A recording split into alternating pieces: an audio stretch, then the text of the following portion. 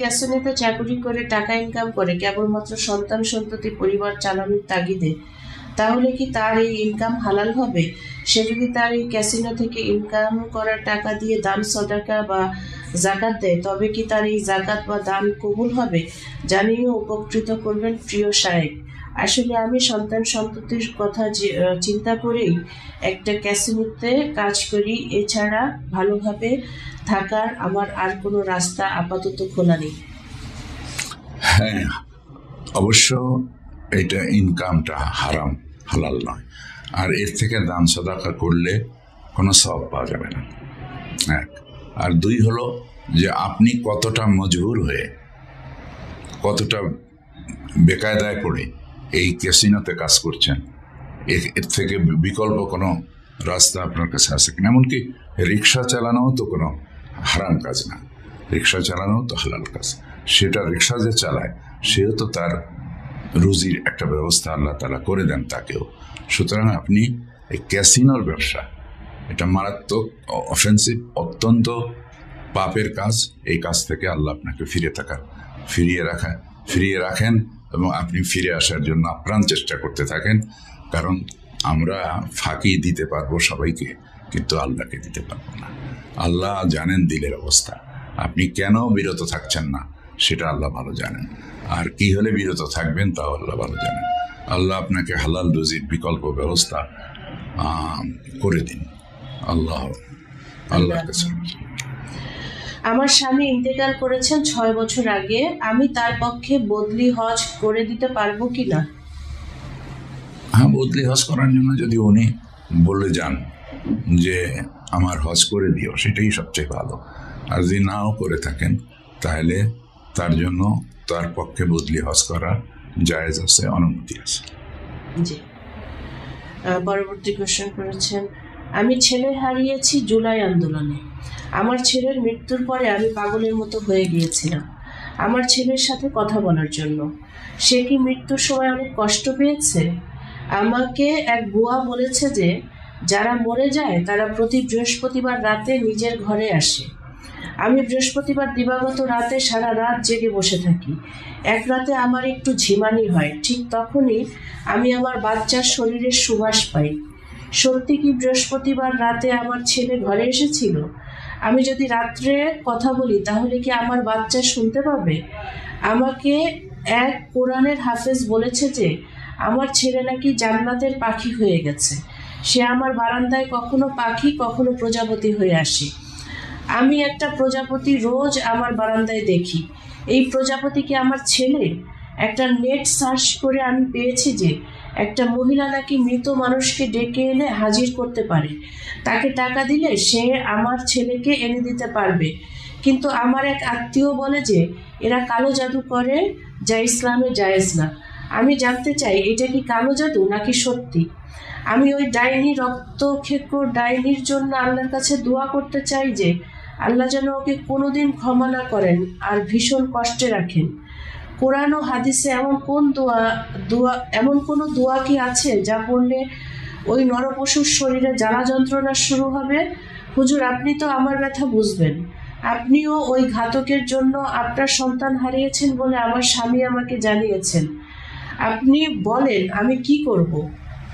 ও তো অনেক প্রশ্ন মাঝখানে চলে। আপনি সবর করুন, এবং সবর করার মধ্যেই কল্যাণ রয়েছে, আপনার সন্তানের কল্যাণ রয়েছে।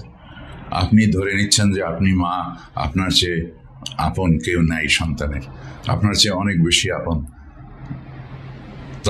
তার কাছে তিনি চলে গেছেন, এবং তিনি হচ্ছেন আল্লাহ সুবহানাহু ওয়া তাআলা। আপনি বেশি বেশি আউযু বিল্লাহি মিনাশ শাইতানির রাজিম পড়েন। শয়তান দুঃখ কষ্ট বেশি মনে করায় দিয়ে আপনাকে বেচैन করে রাখতে চায়, পেরেশান করে রাখতে চায়, আল্লাহকে ভুলে রাখতে চায়। এই পথ থেকে ফিরে আসেন। এটা খুব মারাত্মক পথ, ধ্বংসের রাস্তা। আপনি আউযু বিল্লাহি মিনাশ শাইতানির রাজিম পড়েন বেশি বেশি, এবং আপনি কোরআন তেলাওয়াত বেশি বেশি শুনতে থাকেন, কোরআন অর্থ সহ পড়তে থাকেন। এতে আপনার মেয়ের কল্যাণ হবে, ছেলের। জুলাই আগস্টে, হ্যাঁ, জুলাই আন্দোলনে মারা গেছে। আচ্ছা, ছেলে অনেক ভালো থাকবে। আপনি যদি চান এটা, তাহলে আপনি আল্লাহকে খুশি করেন। আল্লাহকে খুশি করার রাস্তা কি সেটা জানুন, কোরআন হাদিস থেকে আপনাকে জানতে হবে। এবং আল্লাহ সবর করা পছন্দ করেন। রাসূলুল্লাহ সাল্লাল্লাহু আলাইহি ওয়াসাল্লাম তার সন্তান হারিয়েছেন, তিনি চোখের পানি ফেলেছেন কিন্তু হাপত্যেশ করেন নাই, আপনিও তা করবেন না। এবং এরকম পাগল পারা হয়ে যাবেন না।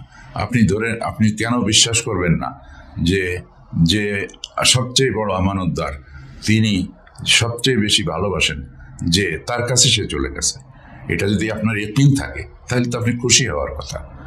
আল্লাহ তাআলা আমাদের সকলকে বুঝ দান করুন। পরবর্তী প্রশ্ন, হাই তোলা যাবে কি? এটা শয়তানের কাজ, এই ধরনের কোনো হাদিস আছে কি? আপনার কি হাই তোলার ব্যাপারে কোনো আপত্তি নেই? হাই তোলা একটা স্বাভাবিক জিনিস, স্বাভাবিকভাবেই এটা হয়, এবং শয়তানের ওয়াসওয়াসা থেকে আল্লাহর কাছে পানা চাইতে হয়। নফল ইবাদতের মধ্যে সব থেকে উত্তম ইবাদত কি হবে? ইবাদত আচ্ছা ওনার নামও ইবাদত, কুমিল্লা থেকে। আচ্ছা আচ্ছা, সব থেকে উত্তম ইবাদত কি নফল ইবাদত? আমার মনে হয় নফল ইবাদত সমূহের ভিতরে কোরআন তেলাওয়াত সবচেয়ে ভালো ইবাদত। আপনি কোরআন অর্থ সহ পড়ুন, 1, 2, 3, 4 আয়াত যা পারেন ডেইলি তাই পড়বেন। এবং কোরআন সম্পর্কে এটা আমরা জানি যে আফজালুল ইবাদতে তেলাওয়াতুল কোরআন, উত্তম ইবাদত হচ্ছে কোরআন তেলাওয়াত। তো কোরআন আপনি নিজে তেলাওয়াত করুন, অথবা কোরআন তেলাওয়াত আপনি ক্যাসেটে শুনুন, তাতেও সওয়াব আছে। হারামাইন শরীফাইনের ইমামদের তেলাওয়াত আছে, সেই তেলাওয়াত শুনুন। কোরআন কোরআন কোরআন কোরআন ধরুন, এবং রাসূলুল্লাহ সাল্লাল্লাহু আলাইহি ওয়াসাল্লামের জীবনী পড়ুন। এবং ইবাদত কাকে বলে, মানে দুটি শর্ত থাকলে তাকে ইবাদত বলা যায়। একটা হলো যে আল্লাহর অনুমতি আছে, আল্লাহ সেটা অপছন্দ করেন না। 2 হলো, মানে প্রথমটা হলো আল্লাহর রেজামন্দির জন্যই সব কাজ করে। আর 2 হলো যে রাসূলুল্লাহ সাল্লাল্লাহু আলাইহি ওয়াসাল্লাম যেভাবে করেছেন সেইভাবে করা, এটাকে ইবাদত বলা হয়। এভাবে যে কোনো কাজই, এমনকি খাওয়া দাওয়া, পেশাব পায়খানা, তাও ইবাদতে পরিগণিত হবে যদি আপনি আল্লাহর সন্তুষ্টির জন্য করেন এবং রাসূল সাল্লাল্লাহু আলাইহি ওয়াসাল্লামের নির্ধারিত নিয়ম অনুযায়ী করেন, সুন্নাহ অনুযায়ী করেন, তাহলেই তা ইবাদত। আলহামদুলিল্লাহ, আজকে এই পর্যন্তই। এটাই ছিল আমাদের শেষ প্রশ্ন। সুপ্রিয় দর্শক, আমরা একটা হাদিস কোট করতে চাচ্ছি শেষে, যেটা অনুষ্ঠানের ভিতরেই আমরা আপনার কাছ থেকে শুনেছি, যে ছোটকে স্নেহ করে না, বড়কে শ্রদ্ধা করে না, সে আমার উম্মত নয়।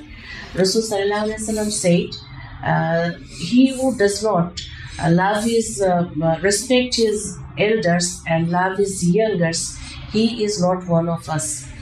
এই হাদিসটা সম্পর্কে আমি অনেক আগে আব্বার কাছ থেকে জেনেছি এবং জিজ্ঞেস করেছিলাম যে এই হাদিসের সিগনিফিকেন্স কি। আব্বা বলেছিলেন যে এই হাদিসের তাৎপর্য হচ্ছে, যদি একটা মানুষ শুধু এই হাদিসটা মানে, তাহলে গোটা সমাজ পরিবর্তন করা সম্ভব। কারণ এই হাদিসটার মাধ্যমে সমাজ থেকে হানাহানি, বিদ্বেষ, মারামারি, রক্তপাত এসব কিছু বন্ধ করা যায়। তো আসুন আমরা ছোটকে স্নেহ করি এবং বড়কে শ্রদ্ধা করি। আজ এই পর্যন্তই, দেখা হবে পরবর্তী অনুষ্ঠানে ইনশাআল্লাহ। ভালো থাকবেন, সুস্থ থাকবেন। আসসালামু আলাইকুম।